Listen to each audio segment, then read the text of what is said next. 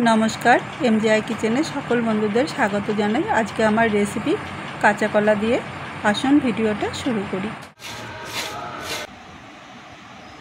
कलागुलो आमी धुए निয়েছি। এবার আমি কলাগুলো ছুলে নেব, শুধু উপরের খোসাটাই শুধু খুলবো।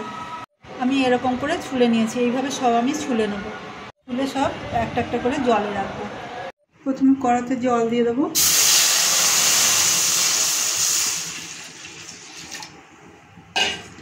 দিয়ে দিচ্ছি 1 চামচ মতন হলুদ,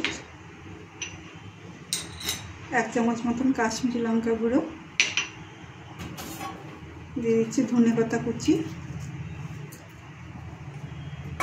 আর দিয়ে দিচ্ছি সামান্য তেল। এটা দিয়ে একটু নিয়ে আমি এর মধ্যে এবার কলাগুলো বয়েল হতে দেবো। পাশে কলা বয়েল হচ্ছে আর আমি এই পাশে একটা মশলা করে নেব। নিয়ে নিয়েছি 1 চামচ জিরে, কিছু গোলমরিচ, আদা আর নারকেল শুকনো করে বেটে নেব।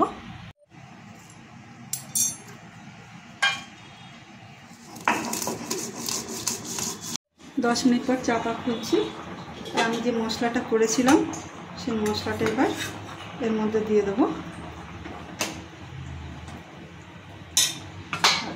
মশলা ধোয়া জলটাও আমি দিয়ে দেবো।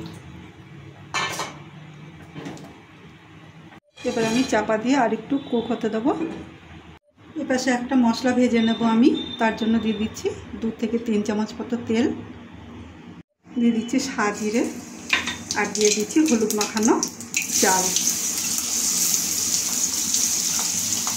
আমি এটা ভালো করে ভেজে নেব। এখন আমি দিয়ে দিচ্ছি লঙ্কা কুচি, শুকনো লঙ্কা কুচি,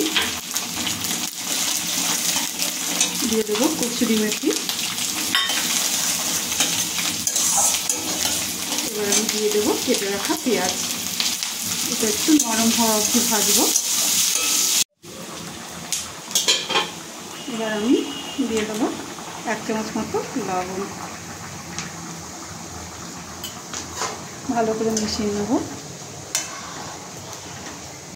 পেঁয়াজ ভেজে নরম হয়েছে, এবার আমি দিয়ে দিচ্ছি নারকেল কুড়া। যতক্ষণ ঝুরঝুরে না হয় ততক্ষণ এটা ভাজতে থাকবো। বন্ধুরা মনে রাখবেন, মশলাটা যখন ভাজবেন অনবরত নাড়বেন যেন পোড়া না লাগে।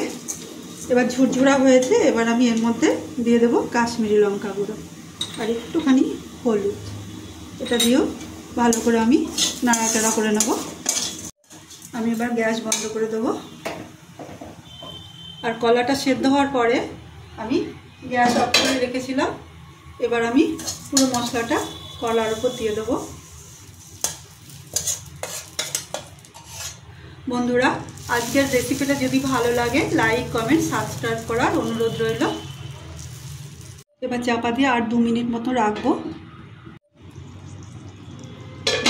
2 মিনিট পর আমি সব মশলা এবার কলার সাথে মিশিয়ে নিচ্ছি। কাঁচা কলা দিয়ে এইভাবে রেসিপি রান্না করে খেয়ে দেখুন, খুব ভালো লাগবে। আর এটা রুটি বলুন, পরোটা বলুন, ভাত বলুন, সব কিছুর সাথে খুব সুন্দর লাগবে। একবার করে খেয়ে দেখবেন। ভালো লাগলে কমেন্ট করে অবশ্যই জানাবেন। ভালো থাকুন, সুস্থ থাকুন।